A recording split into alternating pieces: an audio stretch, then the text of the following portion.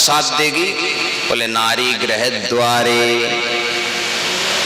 दरवाजे पे पकड़ ली जाएगी कि भैया यहीं चूड़ी बूढ़ी फोड़ दे।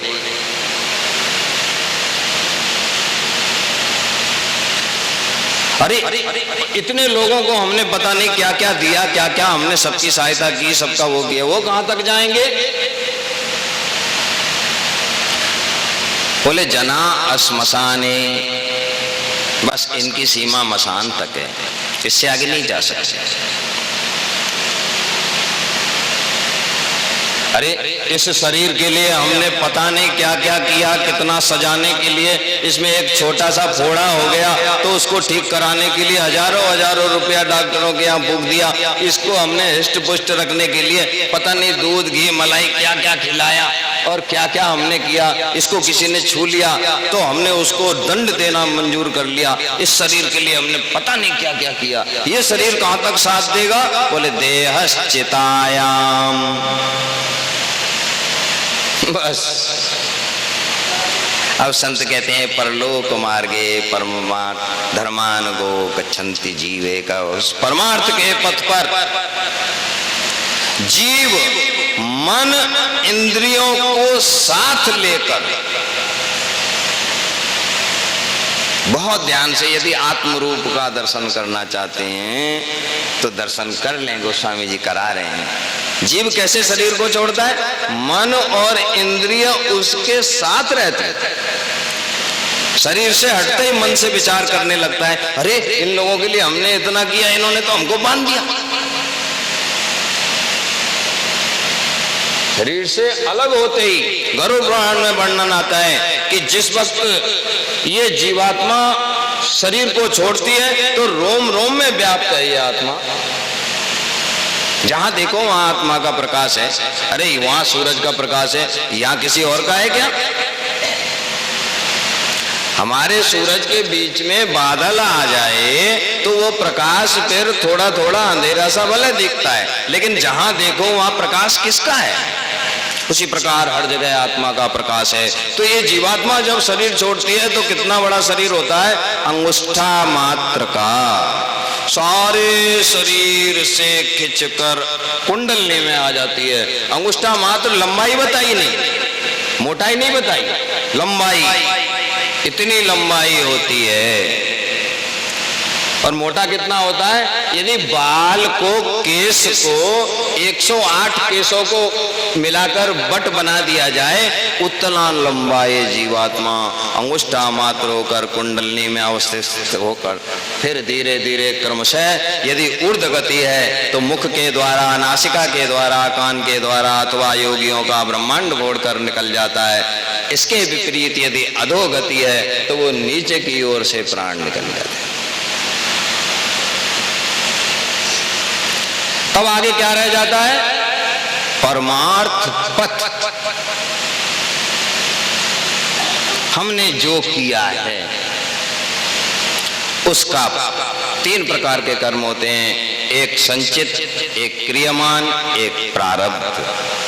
हमारा करोड़ों जन्म का, क्योंकि जीवात्मा अनंत है, फिरत सदा माया कर प्रेरा, काल कर्म स्वभाव गुण घेरा। हमारे करोड़ों कर्मों, करोड़ों जन्मों के पाप पुण्य हमारे साथ जुड़े हुए हैं।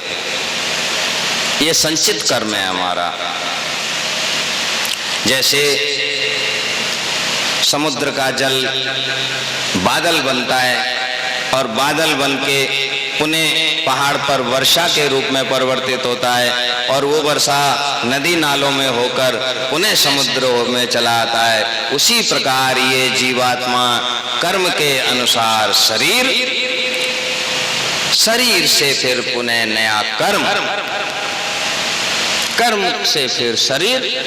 जैसे समुद्र का जल बादल और फिर समुद्र, बादल फिर समुद्र, उसी प्रकार मनुष्य, ये जीवात्मा, मनुष्य जीवन तो कभी यदि प्रभु कृपा करते हैं हम लोगों को अनेक योनियों में, 84 योनि भटकते हुए जब प्रभु देखते हैं तो क्या करते हैं? मनुष्य जीवन दे देते, अवसर दिया। क्योंकि और जितने भी शरीर हैं उस शरीर से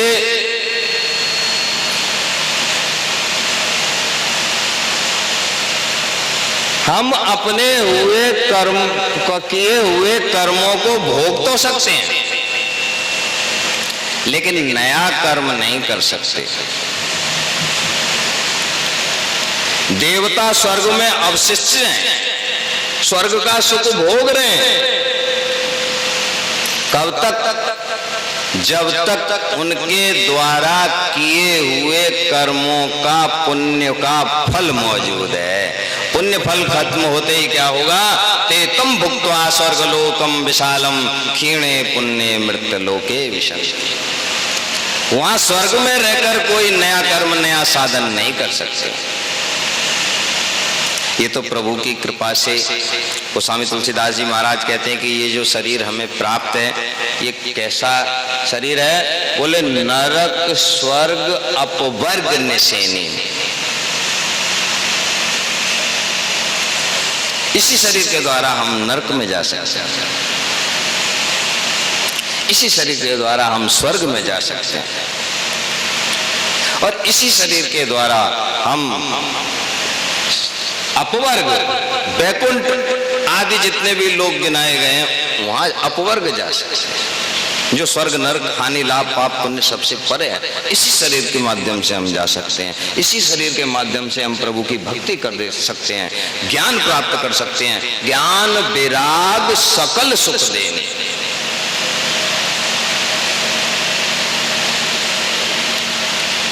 जैसे एक छोटे से उदाहरण से जल्दी समझ में आ जाए,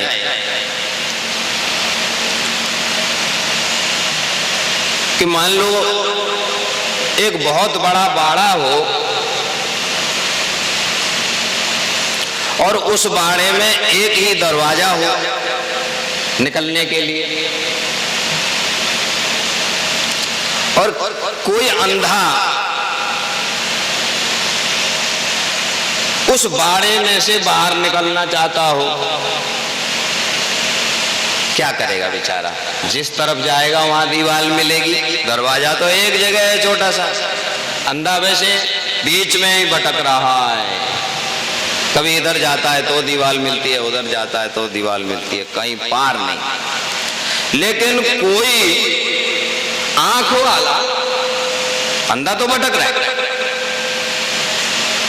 लेकिन कोई आंख वाला कृपा करके उसका हाथ दीवार से छुआ दे और कहे कि भैया इस दीवार को हमने छुआ दिया है, इस दीवार को छोड़ना नहीं, इसके सहारे सहारे तुम आगे बढ़ते रहोगे, आखिर तो कहीं दरवाजा है,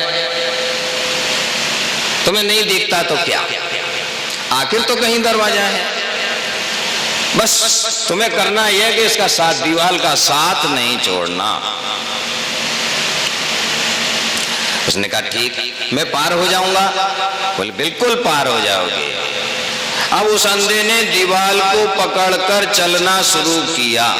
चलते चलते चलते जैसे ही दरवाजा आया उसे इधर उधर खुजलाहट मची। उसने सोचा अब इतनी दूर से आ रहे हैं, अभी तो दरवाजा आया नहीं होगा, और उसने क्या किया कि अपने शरीर को खुजलाना शुरू कर दिया। पैर तो चल ही रहे थे, कालचक्र रुकता नहीं, क्षण प्रति क्षण हम उसकी ओर आगे बढ़ रहे हैं।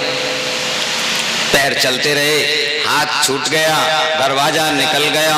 अब फिर इतना लंबा चक्कर लगाकर जब वो वापस आएगा तो उस दरवाजे से निकल सकता है।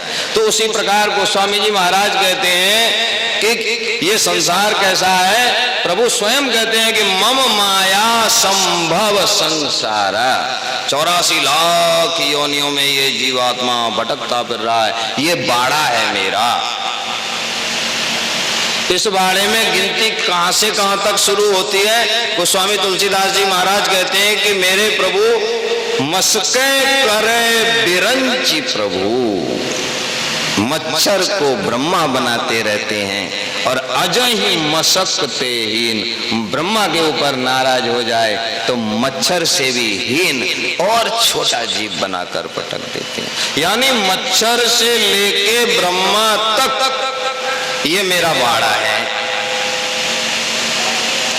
फंसता रहे, ऐसा सोचते हैं पुण्य कर्म करके हम स्वर्ग चले जाएंगे तो मुक्त हो जाएंगे, सदा के लिए सुखी हो जाएंगे। ऐसा नहीं है।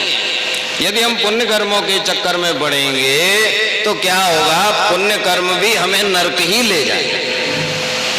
बहुत कड़वी और अचरज भरी बात है। अरे भाई, पुण्य कर्म में नरक कैसे ले जाएंगे? बोले पुण्य का फल क्या मिलेगा? पुण्य का फल मिलेगा ऐश्वर्य, सुख, भोग, धन, स्त्री, पुत्र, धन इत्यादि। ये सब कैसे मिलेगा? पुण्य के फल से। इनको भोगने में नाना प्रकार के पाप होंगे, और जब नाना प्रकार के पाप होंगे तो उन पापों के द्वारा क्या होगा? करें पाप पावे दुख भय रुज शोक वियोग, नरक जाना पड़ेगा। तो गोस्वामी तुलसीदास जी महाराज कहते हैं कि यदि समझदारी हो जीवों में, कोई जीव समझदारी कर ले, वो पाप पुण्य के चक्कर में ना पड़े। अस विचार जे परम सयाने, भजे मोहि संसृत दुख जाने। पुण्य पाप के चक्कर से अलग हट जाते हैं। क्या करते हैं? त्यागई कर्म शुभाशुभ दायक, अच्छे बुरे सारे कर्मों का परित्याग कर देते हैं। वो तो क्या करते हैं कि जाहि विधि राखे राम ताहि विधि रहिए, भजय मोहि सचराचर नायक। केवल मेरे को प्राप्त करने के लिए ही मेरा भजन करते रहते हैं। तो उस रास्ते के परम सुजान ऋषि थे कौन? भरद्वाज जी महाराज। परमारथ पथ परम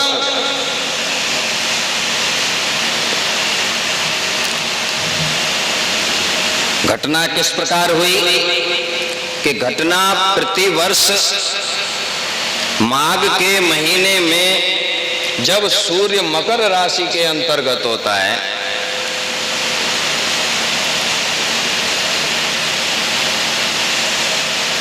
तो क्या होता है? उस शुभ योग में सभी लोग तीर्थपति प्रयाग पहुंचते हैं। भरद्वाज के लिए गोस्वामी जी कहते हैं बसत वहीं रहते हैं, सबको परमार्थ पथ की शिक्षा दे रहे हैं। जैसे मंदाल साहब अपने बच्चों को पालने में शिक्षा देती थी परमार्थ पथ की। अरे मूर्खो, शुद्धोसी बुद्धोसी निरंजनोसी संसार माया परिवर्तन।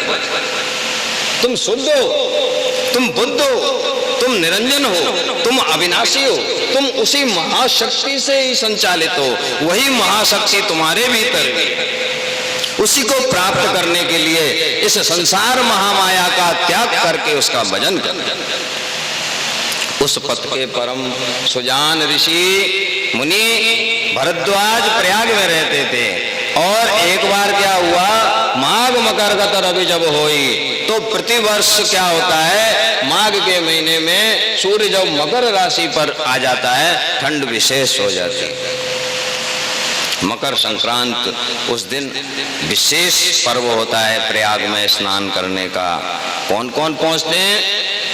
मनुष्य लोग के ऋषि मुनि सब, ये तो आते ही हैं। देव धनुज किन्नर नर श्रेणी, सागर मज्जय सकल त्रिवेणी।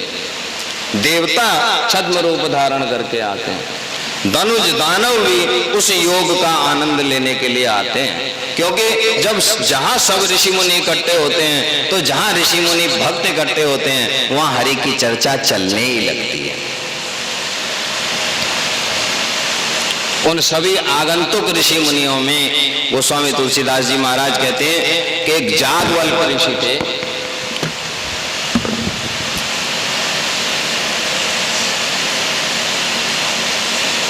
और वो भी मकर स्नान करके आए थे।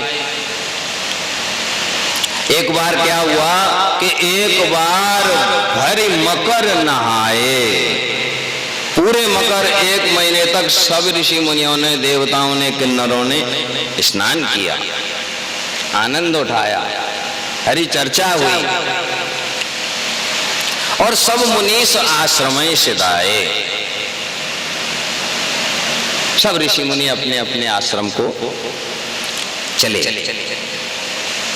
लेकिन याज्ञवल्क्य को वृद्ध होने के कारण अथवा कुछ असुविधा के कारण कुछ देर हो गई, वो अभी अपना सामान सट्टा बांध ही रहे थे।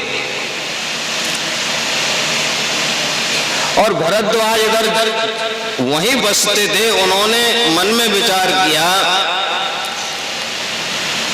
कि याज्ञवल्क्य ने भगवान शिव से आराधना करके सोई शिव काग भुसुंडी दीना तैसन जाग बलिक पुण्य पावा रामचरित्र लिया है और ये प्रयाग में आके वापस चले जा रहे।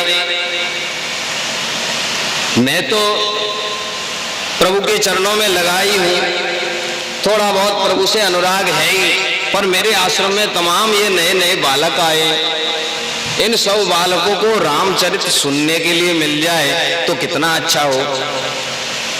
लेकिन भाई ऋषि रुकते तो नहीं। फकीर ने यदि कमंडल उठा लिया तो फिर कोई इसको रोक नहीं सकता। अभी आसन बांध ही रहे हैं, जाना चाहते हैं। भरद्वाज ने क्या किया, दौड़ कर जाकर उनका चरण पकड़ लिया। ये एक ऐसा उपाय है, यदि कोई भक्त आतुर होकर दीनता से किसी का चरण पकड़ ले तो कितना भी दुष्ट क्यों ना हो, वो उसकी बात को सुनता अवश्य, विनम्रता भरी दंडवत को बात को अवश्य सुनता है।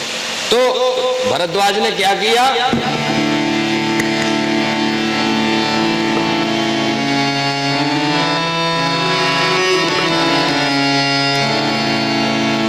जाग बलिक मुनि परम विवेकी